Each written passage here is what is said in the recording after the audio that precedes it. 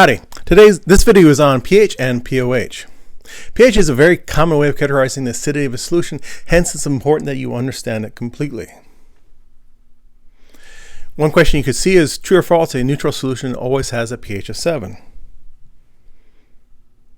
Now, some of you may be surprised that that is false. The pH of a neutral solution actually depends on the temperature. What we'll see is that the pH depends on the ionization of water, which depends on temperature.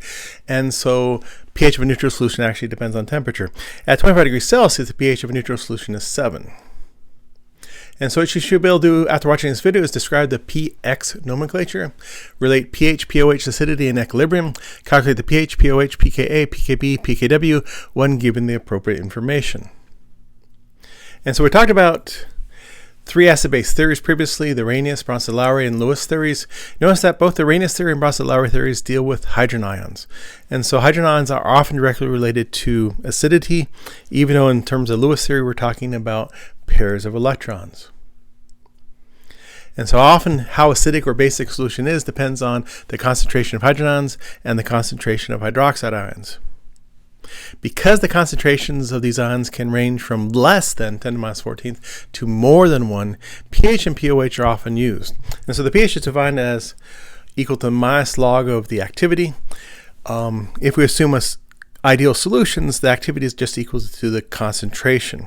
And so I just mentioned activity to be complete, but typically we talk about pH equals minus log hydrogen ion concentrations.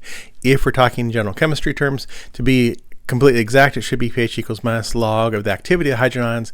But again, as long as we're assuming ideal solutions, hydrogen ions are equal to the activity of hydrogen ions. The pOH is the minus log of the hydroxide ion concentration. And so in general, P of X equals minus log of X. And so we use that in the pH. pH equals minus log of hydrogen ions. We use that in pOH. pOH equals minus log of hydroxide ions.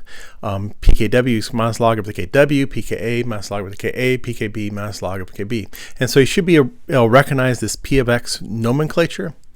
Now if we want to calculate the X, we find that X is equal to 10 to the minus P of X. And so the hydrogen ion concentration is equal to 10 to the minus pH. Hydroxide is 10 to the minus pOH. Now please make sure you understand the difference between base 10 log, log, versus base E log, which is ln.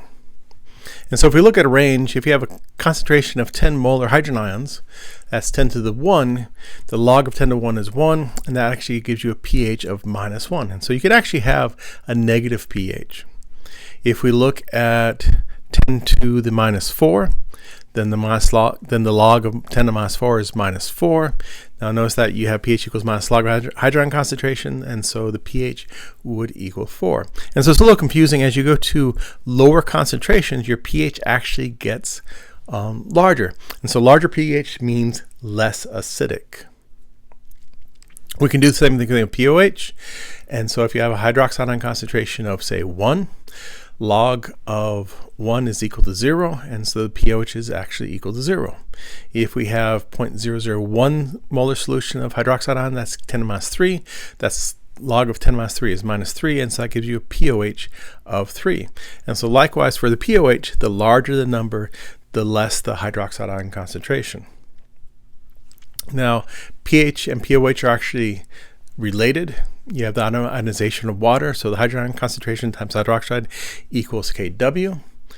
And so for pH, the larger the number, the less acidic, the smaller the number, the more acidic. At 25 degrees Celsius, pH is equal to 7. We can look at some common substances and their pH. And so 1 molar HCl is pH of 0. Classic Coke, pH of 2.5 is pretty small. Coffee, 5. Blood, 7.35 to 7.45. It actually contains buffers to try to keep a constant pH. If you look at household ammonia, you're looking at a pH of 12. And so I mentioned pH and pOH are actually related. And so for a neutral solution at 25 degrees Celsius, the pH and pOH equals 7. For acidic solution at 25 degrees Celsius, the pH is going to be less than 7, and the pOH will be greater than 7, meaning that you'll have more hydrogen ion concentration than hydroxide ion concentration. Now, the reason that pH and pOH are related is because the concentration of hydrons and concentration of hydroxide ions are related for all aqueous systems. And so for all aqueous systems, aqueous means that water is a solvent. You have water dissociated in hydrons and hydroxide ions. Now, if you have pure water, you'll still have some hydrons and some hydroxide ions because some of those molecules broke up. Now, the Ekman constant for this reaction is called the Kw, and so the Kw is equal to hydrogen concentration times hydroxide ion concentration. Pure solids and pure liquids do not appear, and so that's why the liquid water does not appear. Now, if we take the negative log of both sides, we get minus log Kw is equal to minus log of hydrogen ion concentration times hydroxide, and so log of A times B is equal to log of A plus log of B. And then if we use our definitions, we actually get the pKw is equal to pH plus the pOH. And so the pOH and the pH and pOH are actually related. pH plus pOH equals pKw, just like hydrogen ion concentration times hydroxide ion concentration equals the Kw. Now, given one, you should actually be able to calculate the other three. And so if we given the hydrogen ion concentration, we can calculate the pH. It's just going to be minus log of the hydrogen ion concentration. If we have the pH, we can actually calculate the pOH because we just saw pH plus pOH equals pKw. At 25 degrees Celsius, pKw is 14, and so pH plus pOH equals 14. And so if pH equals 13, then pOH has to equal 1.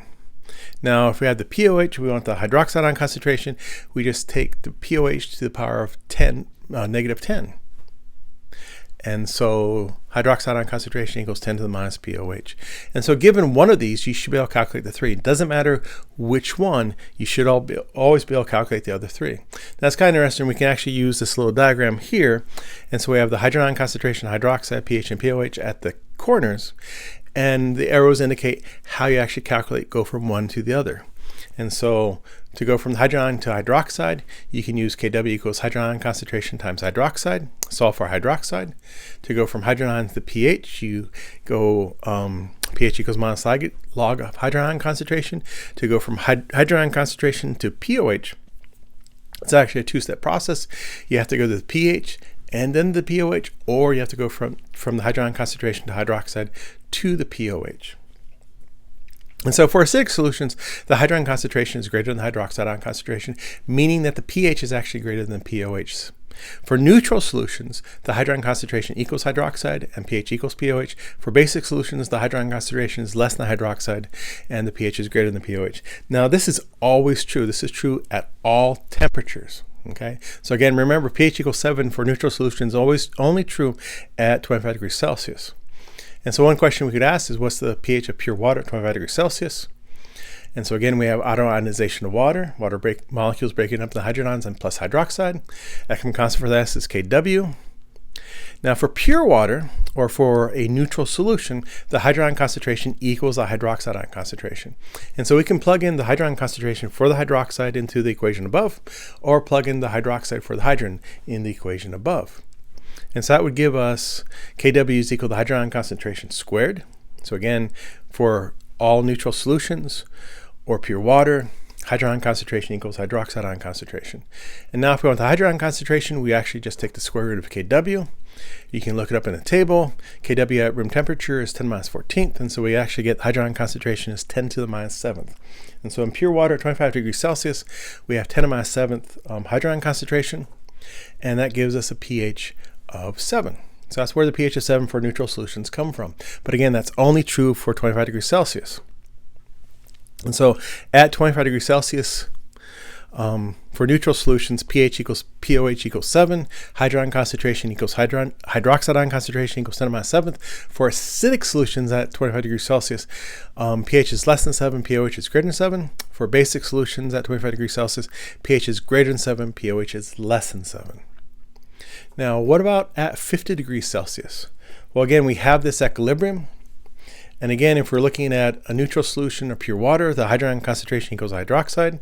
And so we can plug in hydrogen concentration for the hydroxide ion concentration, and that gives us Kw equals hydrogen concentration squared. Again, we take the square root of both sides. And now we look in the table, we find that Kw is 5.3 times 10 minus 14th at 50 degrees Celsius. Remember, Ekman constants are typically temperature dependent. And so if we take the square root of 5.3 times 10 minus 14th, we actually get 2.3 times 10 minus 7th.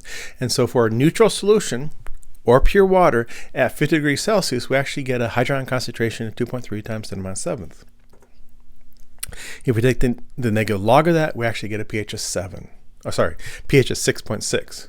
And so at 50 degrees Celsius, for all neutral solutions, the hydron concentration equals hydroxide equals 2.3 times 10 minus 7th molar. pH equals pOH equals 6.6. And so this is at 50 degrees Celsius for neutral solutions. For acidic solutions, that means at 50 degrees Celsius, the pH has to be less than 6.6, pOH has to be greater than 6.6. And for basic solutions, pH is greater than 6.6 and the pOH is less than 6.6. And so again, because Kw is temperature dependent, the pH of neutral solutions is temperature dependent. Now if we look at it, and so here's temperature, here's Kw as a function of temperature and gives you the pH of water at the different temperatures. And so 25 degrees Celsius, pH is 7. If you lower the temperature, pH increases for neutral solutions. If you raise the temperature, pH actually goes down for neutral solutions. So one interesting question would be, is ionization of water exothermic or endothermic? And so if you remember for equilibrium processes, if it's endothermic, then the Kw increases with increasing temperature. And if we look at it, the Kw is increasing with increasing temperature, so that has to be endothermic, means heat's going from the surroundings to the system. Now, when you're asked what is the hydron concentration, hydroxide, pH, or pOH of something, remember you always have to determine what is you're looking at. Is a strong acid, weak acid, strong base, or weak base? Strong acids and strong bases completely dissociate. Weak acids and weak bases, you have to do an equilibrium problem. And so what is the pH of the following solutions? And so for 10 molar chloric acid, that's a strong acid, and so that would give us 10 molar hydrogen ions, 10 molar chlorite ions, and so the pH of 10 is actually going to give you -1, and so again you can have a negative pH. If we look at 1 molar perchloric acid, log of 1 is actually 0, and so that gives us a pH of 0. If we have 0.1 HCl, HCl again is a strong acid, that's 10 to the -1. And so that gives us a pH of 1. Remember, it's a little confusing. As you increase the pH, you're actually going less acidic, fewer hydrogen ion concentration. And so again, larger hydrogen concentration is more acidic, but it gives you a lower pH. Lower pH is more acidic. And so for some of these, it's kind of easy to determine what the pH is. And so if you have 1 times 10 to the minus x, and then the log of that is just going to be minus x, and then the pH will just be x. Now, if you don't have 1 times 10 to the something, but you have a 2, then it gets a little bit more confusing, a little bit more difficult. So if you have 0.02 molar hydrogen ions, that's 2 times 10 minus 2. And so taking the log of that actually gives you minus 1.7, and that pH would be 1.7. And so the pH is equal to the negative of the exponent on 10 only when you have 1 times that 10 to the x. And so is a pOH of these following solutions. Again, remember that pH plus pKw equals pH plus pOH, and so pOH is going to be pKw minus pH. pKw at 25 degrees Celsius is 14, and so at first one we have 14 minus 1, 14 minus -1, that's the negative one. That gives you a pOH of 15. For the next one, it'd be 14 minus 0, so you'd have a pOH of 14, and then 14 minus 1 gives you a pOH of 13. And so again, remember, hydrogen concentration, hydroxide, pH, and pOH are all related. Given one, you should be able to determine the other 3. So we can continue. What is the pH of the following solution? So we have 10 to the 8th molar HCl. Now, if we do what we've been doing, that's 10 to the minus 8th. That would give us a pH of 8. And you got to ask yourself, always ask yourself, is that a reasonable answer? No matter what question you're doing, always ask yourself, is that a reasonable answer? And the answer is no. 25 degrees Celsius, neutral is 7. And so what this would be saying is that we add a little bit of acid and we actually make a basic solution. And so what's wrong here? We didn't follow we followed the steps we had been following, we had been successful, but now we're getting a silly answer. This cannot be true. pH of 8 at 25 degrees Celsius is basic. We add a little bit of acid. We can't get a basic solution. And so we got to remember that we made an approximation. So often when we're looking at strong acid, we're neglecting the water. And so if we think about water dissociating to hydrogen ions and hydroxide ions, now if you have a lot of hydrogen ions, like a 2 molar solution of HCl or 0.002 molar solution in HCl, you can actually neglect the iodinization of water. But if you have 10 to the minus 8th molar HCl, you cannot neglect the iodinization of water. And so to do this problem properly, we assume the HCl all complete dissociates, and so that becomes our initial concentration of the hydrogen ion, 10 to the minus 8th. And then when X of the water dissociate, we get X of hydrogen ion, X of hydroxide. Equilibrium is initial plus the change. That gives us 10 to the minus 8 plus X and X. Now we plug that into our equilibrium expression. Again, for iodinization of water, Kw is hydrogen ion concentration times hydroxide ion concentration.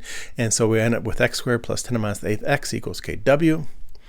And so we actually get a quadratic equation. X squared plus 10 to the minus X minus 10 to the minus 14th equals 0. And so we can solve the quadratic equation, and we get two possible answers. One's positive, one negative. You cannot have a negative concentration, so the answer must be the positive one. We get 9.5 times 10 to the minus 8th. Now that's for the X. And so for the hydrogen concentration, if we plug that in for the X, we get 1.05 times 10 to the minus 7th. And so that means it's going to be slightly acidic. And for hydroxide, we get 9.5 times 10 to the minus 8th. Again, consistent with the solution being slightly acidic. And so that gives us a pH of 6.98. Again, less than 7 for 25 degrees Celsius has to be for an acidic solution. And so if you think about a wide range of possible concentrations of HCl, typically the ones in red, we actually neglect the iodinization of water because iodinization of water has such a small effect. And so we just completely neglect iodinization of water. For the bottom ones, so 10 to the minus 9th, you actually can neglect 10 to the minus 9th, 10 to the minus 10th, 10 to the minus 11th, because water already has 10 to the minus 7th molar of hydrogen ions. So for these guys, we actually neglect them. Now in between, you have 10 to the minus 7th, 10 to the minus 8th. That concentration is going to be comparable to hydrogen ions in water, and so you actually have to do the equilibrium of the iodinization of water using this as initial concentration like we just did. And so again, please remember, what approximations you're doing when you're using the problem. For these concentrations, neglect water. For these concentrations, neglect the acid. And for these concentrations, you actually have to include the acid and the water. So I can continue. What is the pH of the following solutions? 0.01 is 10 to the minus 2. 1 times 10 to the minus 2. And so the minus log of that would give us 2. So that's the pH of 2. Then we have 10 to the minus 3. And so that gives you a pH of 3. Notice for the H, here we have 0.1 molar HF. That is not a strong acid. And so whenever you have a weak acid, HF is a weak acid. It's nasty, nasty, nasty, but it's a weak acid. Then we have to do an equilibrium problem. And again, remember, we just use the ice table. Initial concentration is 0.1. The Ka is very small, and so X should be negligible compared to X. And so we get X squared divided by 10 to the minus 1 equals 6.3 times 10 to the minus 4th. That gives us an X of 7.9 times 10 to the minus 3, which is our hydrogen concentration. And we get a pH of 2.1. And so please remember, when you're doing equilibrium, when you asked about hydrogen, hydroxide, pH, or pOH, you have to remember, is it a strong acid, strong base? Is it weak acid, weak base? Weak acid, weak bases, you have to do equilibrium problem. Strong acid, strong bases, you do not have to do equilibrium problems. You could also be asked what's the pOH of the following solution. And so again, you just take the minus log of the hydroxide ion concentration. It's a strong, sodium hydroxide is a strong base, so it completely dissociates. So that gives us a pOH of minus 1. Here we have pOH of 0, pOH of 1. And so again, it's kind of confusing. The larger the concentration of the hydroxide ion, the lower the pOH. Now, what is the pH of these? Again, remember that pH plus pOH equals pKw at 25 degrees Celsius. And often if the temperature is not stayed to assume 25 degrees Celsius, the pKw is 14. And so the pH is going to be equal to 14 minus the pOH. And so 14 minus 1 gives us 15. 14 minus 0 gives us 14. And 14 minus 1 gives us 13. And so please remember, pH, pOH, hydrogen ion concentration, hydroxide ion concentration are all related. Given one, you should be able to determine the other three. Was the pH of 0.01 molar sodium hydroxide. And so if we're going from hydroxide ion concentration to pH, that's 2 steps. And so we can go from hydroxide ion concentration, sodium hydroxide against a strong base. And so you have 10 to the minus 2. That gives us a pOH of 2. And pH is pKw minus pOH, and so 14 minus 2 gives us 12. And so again, to go from hydroxide ion concentration to pH is actually a 2-step process in that little diagram. And so typically for that, I go from hydroxide ion concentration to pOH, and then pOH to the pH. We can do another one. KOH is another strong base, and so 10 to the minus 3 gives us a pOH of 3. pH is going to be 14 minus the 3, and it gives us a pH of 11.